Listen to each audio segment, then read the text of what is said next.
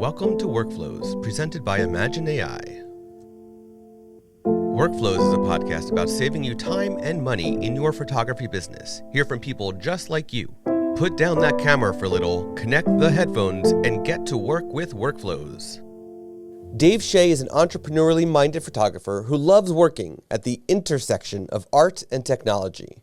From repairing cameras for Leica and Fujifilm to starting his own photography business and being an ambassador for Magmod and SLR Lounge, Dave always seeks new challenges.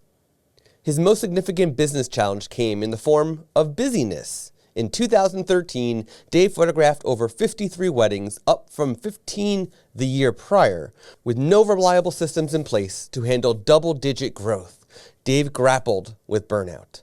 Learning from his life lessons, Dave made it a mission to help photographers simplify their workflows and build better systems.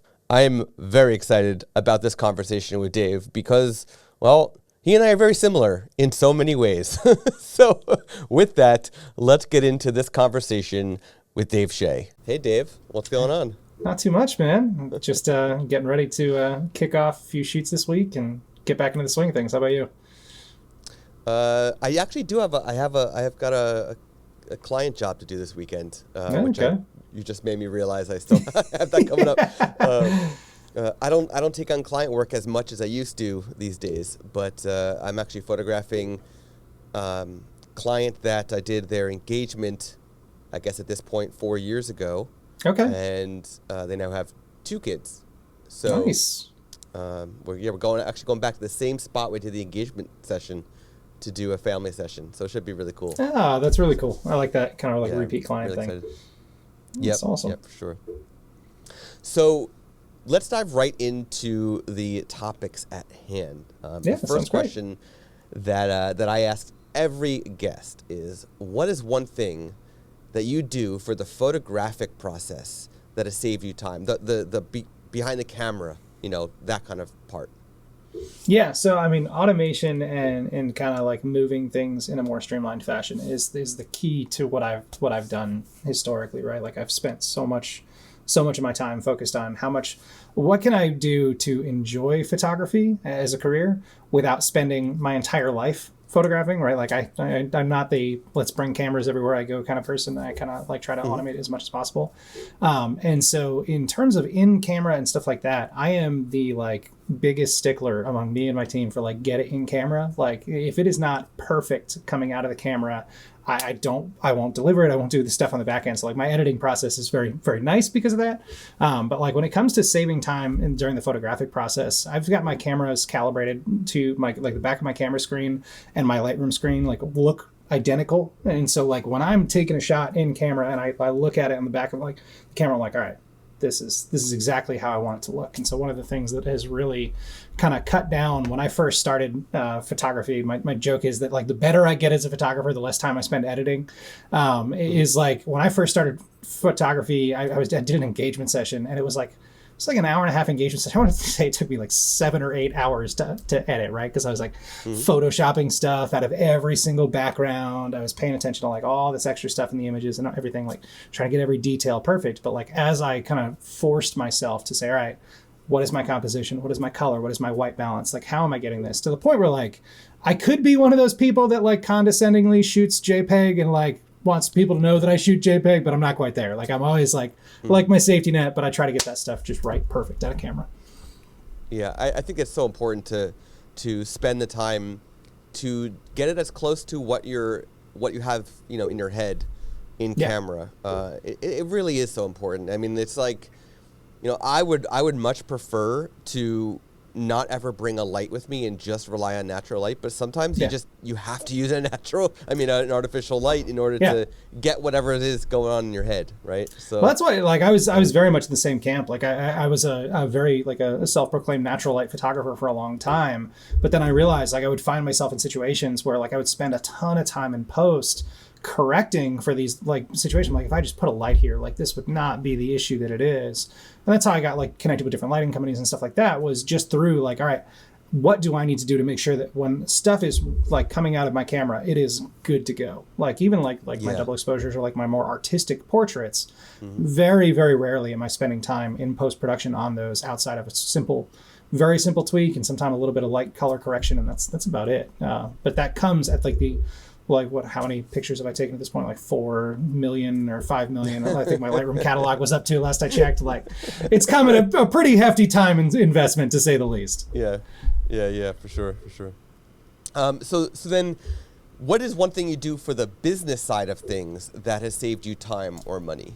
This is like my favorite thing to talk about, because like when we get into photography, right, like a lot of times we get into it because we're creators or we're artists at heart. Like sometimes people get into it and they're a business owner first and they see an opportunity there, but a majority of the photographers that I work with in my mentoring and coaching, and when I've kind of like gotten just to know throughout the community, we get into this because we like to make stuff. We like to kind of create something cool for couples, and it just kind of photography gives you just such a unique way to do that, where you can work with things that are natural, like natural light around you, and you can work with things where you can just make something crazy. Like you can take an incredible off-camera flash shot that no one would ever guess is like next to the dumpster behind the hotel, but like you made it work, right? Like, and so you're able to just create so much. But on the business side of things, so often I found myself at least really struggling. And so like I grew my business pretty quick on the artist side of things. I got in, I was like, oh, let's look at how awesome this is going. I went from 5 weddings my first year, 15 my second, and then I went to 53 my third. And I had 0 stars, do not recommend. The money was great. The situation was terrible. And it taught me a really valuable lesson when it comes to saving time on the back end, that like you have to find what you're good at and you have to be able to scale things up from there. And what most photographers do is we set our business up so that we are its failure point, and it can never grow beyond where we are. And that's the biggest mistake that I've made. And so one of the tweaks that I've made since I really had this kind of like boil over in 2014 and 2015 is looking at how to kind of remove myself from the equation, to quote Tron Legacy, is to how can I take things off of my responsibility and automate them or grow them and set them up for scale. And so when it comes to the back-end systems, I've spent a lot of time focusing on different CRMs and different automation tools like Zapier, IFTTT, managing like things. And sometimes you can get like super technical, like you can dive in and do things with like webhooks and all sorts of crazy stuff, or you can just be like, right, I want Zapier to do this for me and I don't want to deal with any of the hard technical stuff. But like blog posts, things that are repeatable, like my blog posts, all of them are automated. My clients fill out a survey. That survey then comes into my studio manager. My manager then sends it out to blog posts or WordPress through Zapier. And the whole process takes me 10, 15 minutes to blog. Am I the SEO genius? Am I doing fantastically? No. Am I doing well? Yeah. So like find where like you've got these repeatable, scalable processes and really hone in on them to see how you can improve those processes. It's one of those things that I think a lot of people don't realize. You're answering the same email 50 times a year with every single client. Wouldn't it be easier if you just made a blog post out of that email and then sent it to them before they send it to you, right? Or before they ask you the question, right? Like there's so much stuff like that, and our businesses are just full of those opportunities. And you know, there are ways to do what you're doing with automation, to create a blog post, for example, and make it sort of like ready for search engines. Oh yeah, but that might take like more developer, involvement to do spinning of words and all that kind of stuff. But anything is doable, but there are actually, so there's even outsourced blogging companies for the photo industry that are basically doing what you're doing. They're automating it to get their, basically like you would go as the client, submit the wedding that you photographed or whatever it is, submit some of the information, they'd ask a bunch of questions. It will deliver them a blog post ready for their writers to then manually spin words to make it more SEO. So there's some human involvement there, but yeah, I agree. If you can streamline any part of your business with automation, whether it is a Zapier or an IFTTT thing or whatever it is, it's a big win. It's a big win. to automate Well, that stuff? it's huge, and I think a lot of people don't realize. So, like, one of the weird habits I've gotten into since kind of like, and it was like when I say a failure of mine, like I mean a failure. Like I built up a business that was very successful, money wise, financially, we were doing fantastic. But in terms of the mental toll that it took on me, that it took on my family, like we really restarted the business completely after watching it grow, and then watching kind of like what the repercussions of that growth were. And so one of the weird kind of like habits that I've picked up since then is usually about now it's about once a quarter or once every 2 quarters that I'll actually go in. But I will audit every single email that's coming into my inbox from clients and every interaction that I have with my clients. And I will look for commonalities between them. And I will say, all right, you know what? I had 3 engagement sessions that all asked me what my recommendations were when it came to picking a place, right? Or what my recommendations were on outfits they were supposed to wear. And a lot of people have gotten really good with like specifically outfit selection, like, hey, here's my style guide, or here's this. But like, think about that in terms of every email. If every single client emails you and goes, hey, I know I've got a balance coming up, how do I pay that? You need to streamline your payment process, right? Like you need to look at that. And that's like one of those like real life tactical decisions that I've started to do is like, I will go through my entire inbox and I will like in an Excel spreadsheet, like a psychopath, I'll be like, what's the topic of this? What could I have done to resolve it? And if I see that like that same theme more than 3 times, I will like usually do something big to prioritize fixing that in the weeks or months to come so that I can preempt that. Because then, like, if I figure if one client asked me, how many clients didn't have that or had that same question and didn't think, maybe I don't want to bother him or whatever it is. Like, I want to solve their problem too. And I think some of the best ways that we can grow our business, we can build it, is by really just managing those client expectations proactively and intentionally. One thing that I did was, so I don't use a CRM because I don't have the client volume to necessitate it. So I'm at the point, I'm on in purposefully because I have a full-time job. I keep my client workload very low. But, I was running into an issue at one point where clients would say, I collected payments through Square, the deposit. They would say, okay, so when do you want me to pay the remainder? And it's like the day of, right? All that stuff. And it was very manual.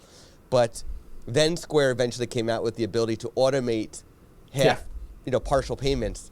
So the moment that they did that, I was like, I'm automating this thing. I don't want to have to get that question and answer that question anymore.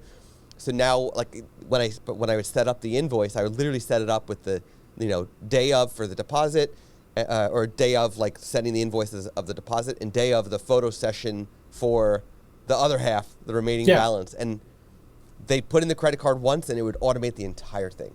So well, that's just it. Like you find those ways to just streamline like small things. Like so, when I first started out, before I had a CRM, like I would make like a Google Doc for like every couple, and I'd just be like, hey, here's all the stuff you need to know, and it would have like little like, and it was like not well done at all, right? And then I took it like to the opposite extreme, where I would try to make like a customized web page for every single couple that I worked with. So I like make like a page on my site and be like, and then I'd like use pictures from their engagement session and like all this stuff, and like it just got out of hand quickly. But like any step that you can do to keep your client informed without you having to think of every single client that you have and make a mental list of like, all right, Katie's wedding is next week. Lisa and Kayla is this coming month. How do I you're not going to be able to manage that in any sort of world, no matter like if you have 3 clients, if you have 40, you're not going to wind up being able to be like, oh yeah, just mentally, that's what's coming up. Like eventually that's going to lead to burnout. It's going to lead to stress, or it's going to lead to a missed client connection. And so that like just being intentional about, all right, where are my opportunities to do better here? Is just such a massive opportunity for so many people when it comes to photography and running their business on the backside. For sure. Okay, so earlier you mentioned that you like to, try to get as much done in camera as possible. Sometimes, it does involve, the manual editing to get you to your final results. So what is one thing that you've done for the editing part of the process that has saved you time? So this is a timely. So I am a preset base person more than anything else. So when I go to edit, Lightroom has presets in every area. It's not just develop presets that apply like your tone curve and stuff like that. You can apply presets for your metadata. You can apply presets for your export, your all that stuff, right? So everything I do is broken down to preset. So if you'd asked me this like 2 months ago, that would have been like my key answer, right? But like Scott, you and I have talked about like using Imagen and all that stuff. Like I have a very strict rule when I'm editing, and so I've done all my own editing for the past 10 years. I had like 1 year where I tried outsourcing, and I was like, let's see if I can pay somebody else, and the cost and all that stuff had factored into that decision. When I'm editing, I have a rule where if it is not going to be an image that my client is going to print or I am going to use in my portfolio, if there is not client value there or if there is not company value there, I will not spend more than 5 seconds on that image. No matter what's wrong with, like, if there's an exit sign, great. There's an exit sign in that image now forever, right? Like that's kind of my approach. Like if the client does not find value in it, and there's a ton of those pictures throughout the day, right? Like some of my clients really care about details. So that client value might look different for a bride that has like a full like lay flat and all this stuff, right? Like that might be a big thing for her there. But then during like the reception and stuff, like there might be different parts where like I've just got a guest dancing. It's not somebody that I know is close to the couple. I don't need to spend 10 minutes photoshopping out an exit sign or something like that. Like they're aware that exit signs exist out in the world. Is it the most photographically perfect thing? No, but right. Like, but so that's what been probably the biggest thing that Imagen has really changed for me is with so many of my images falling into the background there. Like think about like how many client orders you've ever had print. Like, so I've taken last I checked my Lightroom catalog, I had like 4.5 to 5 million photos that I've taken. I've had in 10 years, call it 20 to 30 print orders a year.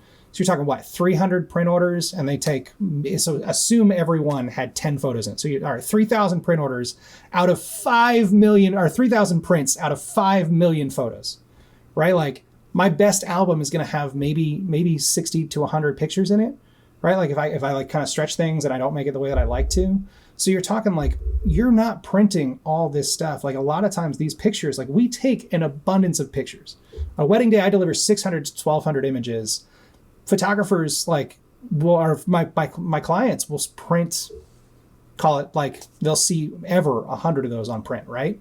And so I was spending so much time and energy on pictures that were just going to live on a flash drive forever. And that doesn't necessarily negate their importance, but it means like when I'm as a business, I have to invest my time where I have to, and so that I can save and actually make a life that I want to enjoy. And I think one of the things that I really love recently about using Imagen is those images that are like, I have to get these images out. They're important to the couple to a degree.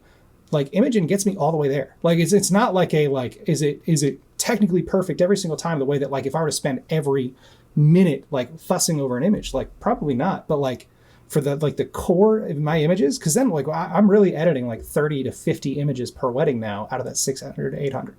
And that's like when you talk about like a time saver, like that's insane. Like, and I edit faster than just about anyone else I know, and the fact that I'm now like, I spend about 40 minutes in the morning 2 days after the wedding, that's about it. Like that's insane. Like that's absolutely ridiculous.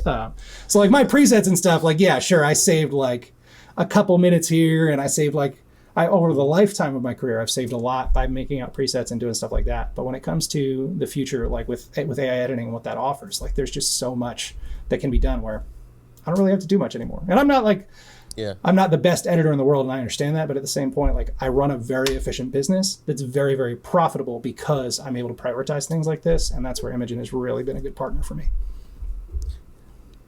Can you? We're gonna talk about this. We're gonna talk about this later, but exit sign removal. Yes. Little checkbox. Check. It's one of those things, man. Like I tell my clients pretty openly at the beginning, like, hey, like I'm gonna photograph what's important to you, and so I have like 3 or 4 different surveys where I ask them like, what's important to you, and I'm like, hey, would it be more important for you, or like, would it make sense for me to charge you more money if I went in and did like all this extra editing, or would you rather me just take it on a photo by photo basis? Because like if I know they're getting a print of something, I'll absolutely take out an exit sign. Like if I know like they're gonna blow that thing up, like I've got like one of these size prints behind me, like if they're blowing something up like this and it's gonna feel good, like I want that thing to look its best. Of course I will pay for the extra there, but like I'm not doing that on the front end for 800 images. Like you see the places reception halls put exit signs, like I'd be doing this all day. Like we're in the United States, they're every 2 feet. I'm like, I had one where like gorgeous like tile chandeliers, everything. No matter which angle, there were like 19 doors, and every one had a. I was like, I'm not doing this. Like, it's not possible. Yeah. Okay, so I want to take a moment and just ask everybody who's listening, if you are at the park with your kids, letting them play or whatever it is, you're hanging out, you're sitting on a park bench, take a moment and think about your next business task.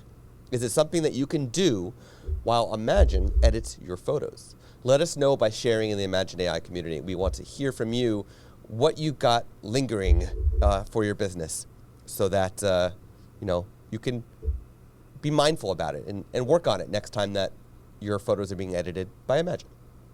Okay, Dave, we've now talked about the photographic process. We've talked about business. We've talked about editing.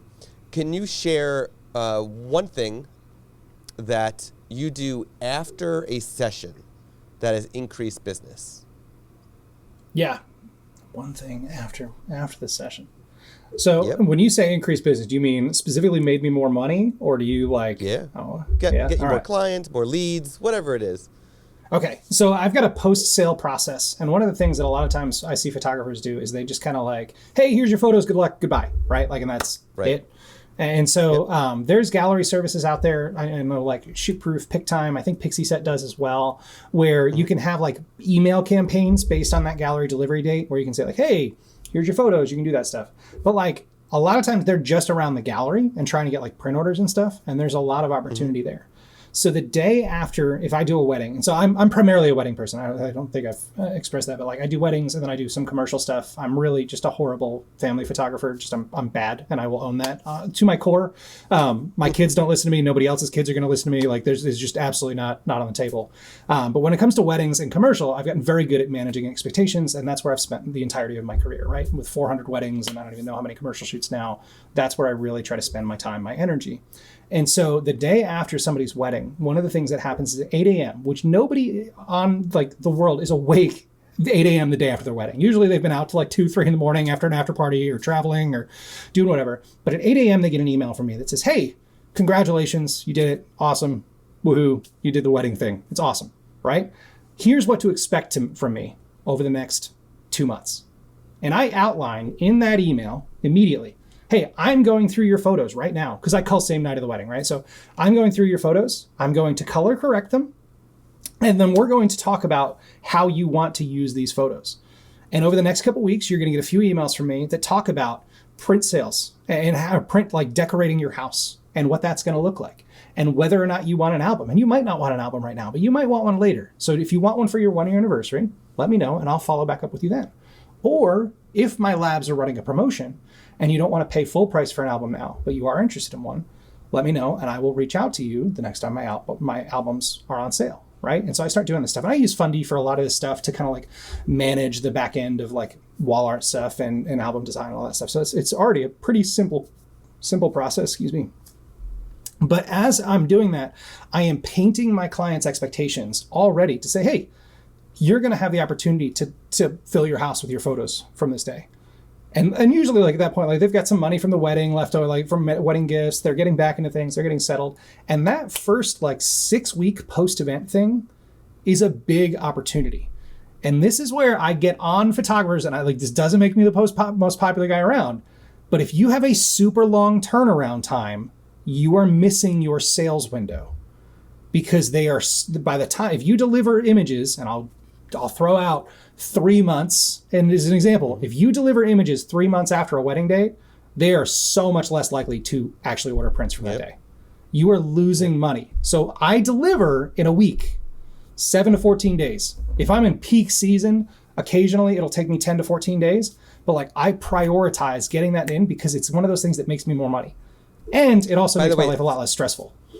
3 months is the average for a wedding photography. Oh, I know. Delivery. I was like, yeah, maybe all around the world. But that's real life, and all it takes, and I can speak a little bit confidently on this because I've tweaked my process, right? Like I was one of those 3-month people, and now I'm the psychopath that culls the night of the wedding. Like I will go through, no matter what time it is, I'm culling, I'm importing. Like I'm that end of the spectrum now, and I understand that. But the thing, like, all it takes is if you like, so say your normal turnaround time is 2 months. and you're like doing a backlog rather than like staying ahead on stuff and staying caught up, the risk there is like, all it takes is one thing to happen. I had a torn ligament in my jaw from a bad dental procedure that knocked me out for like 6 weeks. And that 6 weeks, like I wound up, I was like, I can't handle this. I had to pay somebody a ton more than I would have cost. Like I took a huge financial bath that year for no reason, just because I was already behind on things, right? Like that's the risk if you don't get ahead and you stay that stuff, let alone the money you're missing out on. So it's one of those things that like following up is setting expectations and capitalize on that window. Those moments are fresh, like, and it's not just the couple that you're getting like those print sales out of. Like you get grandma, grandpa, you get mom and dad, like you get all those people placing print orders early. Yeah. Like that's what really will drive things home. And especially like, that's not just a wedding thing, for family photographers, for other things as well. Like while that is fresh in their mind, and if you've given them a good experience, you want to capitalize on that as much as you possibly can. This is one of those things that takes a lot of time to set up. The automating of this whole educational series of emails takes a lot of time to set up. But once it's set up, it's effortless. Literally effortless. Well, yeah, and it's one of those things too that like you don't have to start with the 9 email series, right? Like I've been doing this for 10 years. I've shot 400 weddings. I've been all over the States, like doing this stuff. Like it's easy to look at me like, oh, like, yeah, that sounds great. I can't do it. Like it started with one email. The reason like this all started was I sent an email, the 8 a.m. email the day after the wedding was just so that I would stop getting the email. Hey, when are my photos going to be done? Right. Like, are they going to be ready to like later on today? And I'm like, stop it. Like that's where that email started. So it started off as just one email. And then I added in a sales email a week later. And then I added in an album sale, right? Like you just start with what you can do today and make one small change that saves you time. And then continue to think about that 3 months, 6 months, 8 months down the road of how you can improve this. If you look at your business and how can I save myself more time and how can I make myself more money? Like there's always going to be opportunities, but start small and iterate and test if you can. See what works, see what doesn't, like make those changes there. Yeah, testing is important. So now's the part of the show where I want to ask you to look down at your business from a 30,000 foot view, right? If you can share an outline breakdown of your workflow from lead to delivery. You don't have to go into too much detail, but some sort of breakdown of what your business looks like from a 30,000 foot view. Yeah, so I mean, I am now on the very, very much hands off trend, and I would kind of caution people from trying to jump to where I am. So like kind of take that as a disclaimer before I go. If you have a ton of leads coming in the door, then you can reduce the contact you spend per lead. So if you have like your website's off the hook, right? Your Instagram is always full of leads and all that stuff, then you reduce. If you are not getting a ton of those, then I increase and I say, all right, I'm going to spend a little bit more. I'll maybe disable an automation or two, and I'll send a personalized text to somebody when they reach out to my contact form, right? Or do something like that. But mine is very much in the process of most of my leads come online. They find me through my website or through some publication or something like that I've worked with. I do work with a lot of photographers these days, more so than just people that have kind of like, hey, I do this thing, like whatever, like a lot of my clients are photographers. And so they'll find me through a blog post, they'll find me through some publication, something like that. So it all comes through contact form first. Usually at that point, I will do one of two things. If I said, I'm trying to get more business, I'll be a little bit more high touch. If I'm really overwhelmed, then I will try to do a little bit of a low touch kind of path. But I send automated questionnaires through both of those processes. And then sometimes it's just like hey, let's have a conversation. Other times it's, hey, here's everything you need to know to book. That scares people. Photographers love to like meet with every single couple and all that stuff. If you've got enough leads coming in, like it's okay to book people, like, and just be like, they're probably good. And like, there's a whole rabbit trail of whether or not you need to do consultations and all that stuff. But for me, the last 2 years, I've found great success in just not doing them. It's been great. Letting people book and having a streamlined experience. I find that people prioritize the ability to book and have that be a low effort, a low friction process. And so that's really everything from there is designed to be as low friction as possible. So I will go through booking. Like I said, I use a CRM. I'll automate a few things throughout that process where they get different questionnaires and different kind of contract type stuff and upsells throughout the kind of like process. I will give them different opportunities to scale up their package if they'd like to. Kind of like think of like add-ons. I think of like kind of like Snickers in the checkout aisle at the grocery store. Like I've got these people, they book with me sometimes 18 months ahead of time. If you're hanging in the aisle long enough, usually I'll pick up a Reese's or two and I'll throw it in the cart, right? Like it's stuff like that where it's not going to necessarily move the needle on my business, but sometimes those things are an extra $300, $400, $500 per print sale or per client. 20 clients a year, that's a nice little vacation with my family at the end of the year, right? Like, or something like crazy. Like, so there's stuff you can do on that front. And then when it comes to the actual image and processing, I am, like I said, a stickler for getting it right. I go through, I shoot that night. I come in from my session immediately, go into Photo Mechanic, cull everything down. Then now at this point, I'm dropping that into Lightroom, doing my import preset with like my metadata stuff and everything, dropping that on, and then it's off to Imagen, and then I wait. And like the fact that I'm now sending the stuff off to Imagen at like, I don't know, some weird hour of night when I'm done culling and stuff is great because like now like I can take my Sundays off. And so like I'm a pretty big stickler for taking some family time, making sure that like if my spouse was home and she was with like the kids all day yesterday and like while I was off at a wedding or doing something like that, then like I can trade and I can give her time off or we can do something as a family. We can do that stuff. Like I really want photography to be an enabler for me to live the life I want to live. Not an entrapment that like is now just another job. Because like a lot of times photographers get into this and they're like, oh yeah, it's going to be a dream job. And then they like, you could be more profitable, making more per hour, working some entry-level job, doing anything else. So it's one of those things that, but yeah, from there it goes into that automated kind of email series. And it's very like the thing I would challenge everyone to do. I use a tool called Miro, but there's other ones like Mural, and it's like kind of like a flowchart maker. But I kind of outline what that path is for everyone and then like look at like little choices and things like that clients might make. Oh, I'm going to get a second shooter. I'm not going to get a second shooter. Like if you document all that stuff out, you can kind of see opportunities just kind of leap off that page at you. And that's how I've gotten to where I'm at right now is that whole flow of like high touch, low touch and high priority customer and then like standard priority customers. Like some people I know are going to come in and spend a whole lot more money, which means that like, you know what, they might have been a low touch. I'm now going to jump them into the high touch thing as soon as I realize that. Like there's a lot of kind of opportunities throughout. But as you think like a business and you look at and you map those opportunities out, that's where you'll be like, oh, here's where it is. Like, how did I not think of that earlier? I wonder actually how many photography businesses have actually gone and done a flowchart of their business work, structures, their systems and stuff. I wonder. In fact, I encourage and everybody who is listening. Hopefully, you're inspired by Dave's note there that you might take the step and do it. So please go to the imagen-ai community, share if you've even thought about doing it before, and in fact, if you're even willing to share yours, share it in the community. Like share a screenshot of what you've done. Because it might help others trying to do the same thing.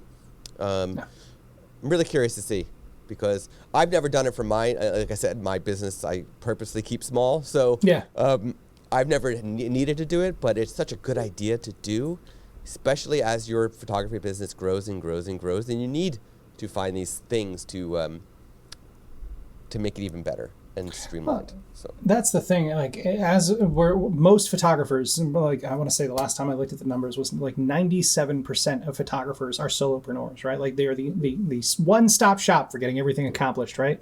And so with so many of them being on that kind of on that scale and on that level, we don't necessarily look at our business from kind of a holistic perspective.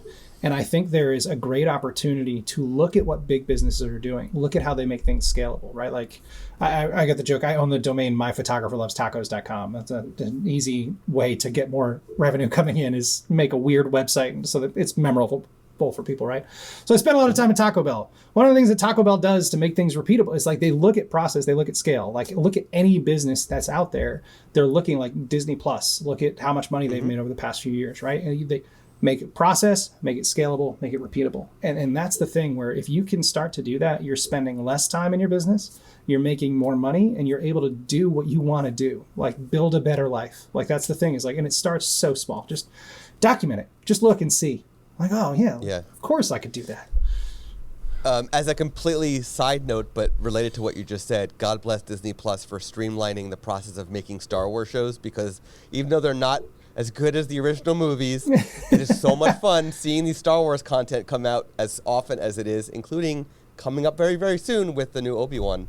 We're hosting a party at my house that night just for it. So anyone's welcome. If you know me in an area, swing on by. But that's the thing, right? Like it's easier for them to produce things. It's easier for them to create because they streamline that stuff. And if you look at like big tech and all this stuff that's out there, one of the big things like where a lot of companies will invest their time and energy is in user experience, right? And understanding that. And the first thing they do, if you're going in user experience, all right, UX 101, I want to dive into this. What I'm going to do is I'm going to look at how the client gets from sign up to value, right? Like that's it. Like, and if you sign up on Amazon, how do they, from the time they create an Amazon account or land on the Amazon page to the time they place an order, right? To the time I sign up on Disney Plus, the time I watch the best Star Wars show that I've seen in forever, like whatever that, like that connection, that journey across is what we have to understand, diagnose, and hopefully improve for our customers as we go.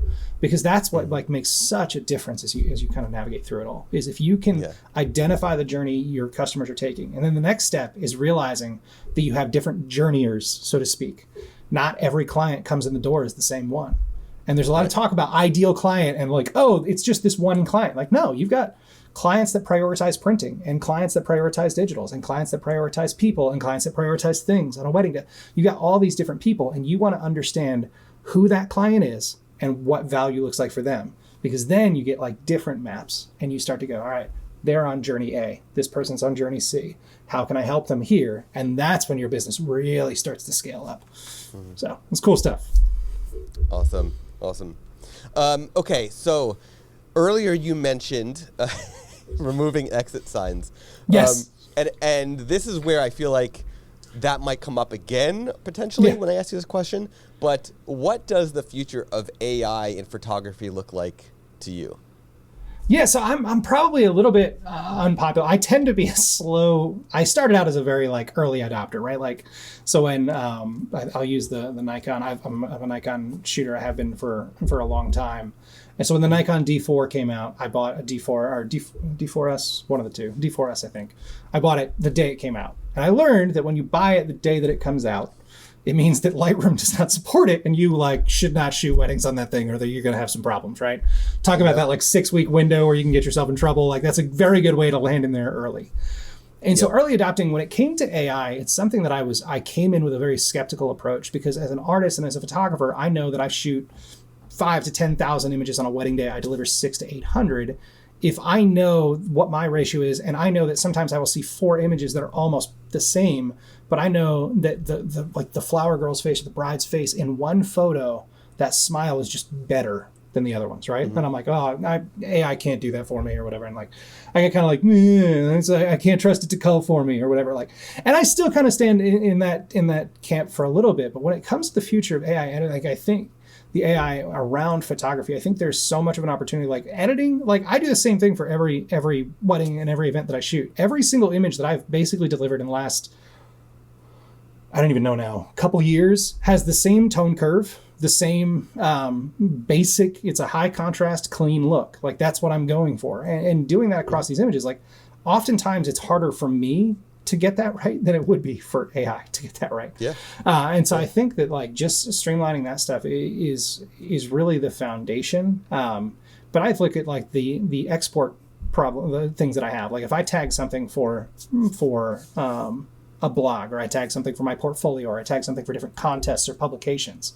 Like I think about like integrations, like I know something's going to be album design in Fundy. I know I love Fundy's album builder, right? So like I think about like tagging a photo there and then having it auto move into the next step, right? And you've got ways to make that happen already. Like I've played around with Photoshop droplets where like you can connect an export plugin to Photoshop and then it'll resize it and sharpen it and then save it in a different folder. And you can do like all this stuff and with photo, but like it's cumbersome and it's not necessarily like yeah, I want to do this all the time. And the setup process, like we're going to talk about a setup process that's awful.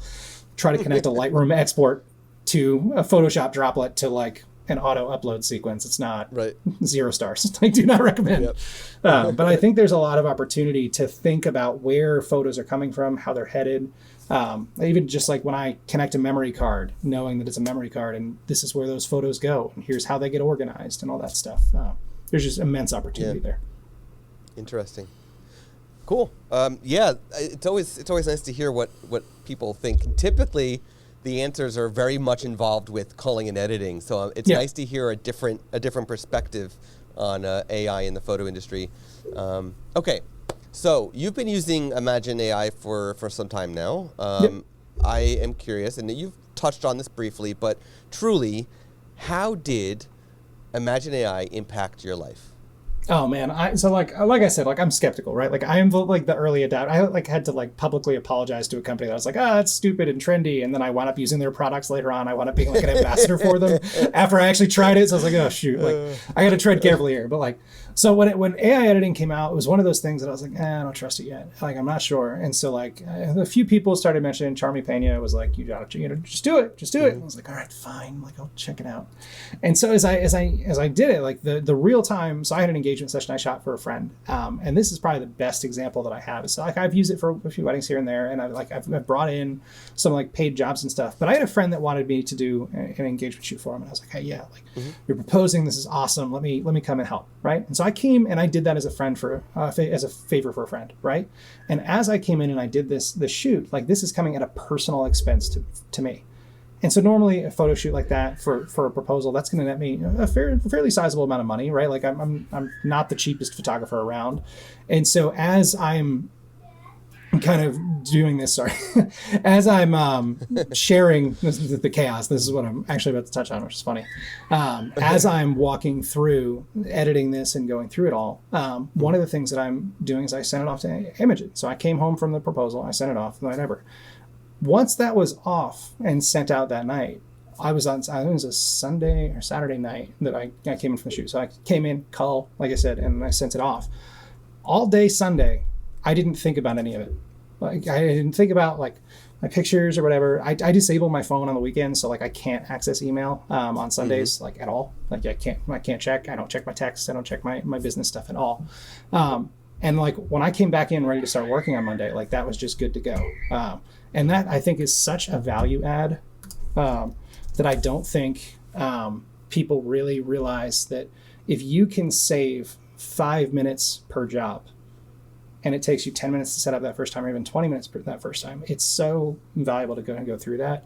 And moving to Imagen for a lot of this kind of additional like baseline, it's not even like heavy lifting, like the baseline editing just comes back. And like the last wedding that came back, I touched, I think 10 images. I was like, this is good to go. That's 3.5 hours back in my life. Yeah. And if I go on like, I'm a stickler for hourly rate, like my hourly rate when I first started in photography, started measuring it, was like $6 an hour. I was making $300,000 a year. So it sounds all fancy, but I was working for $6 an hour with how many hours I was putting into my business.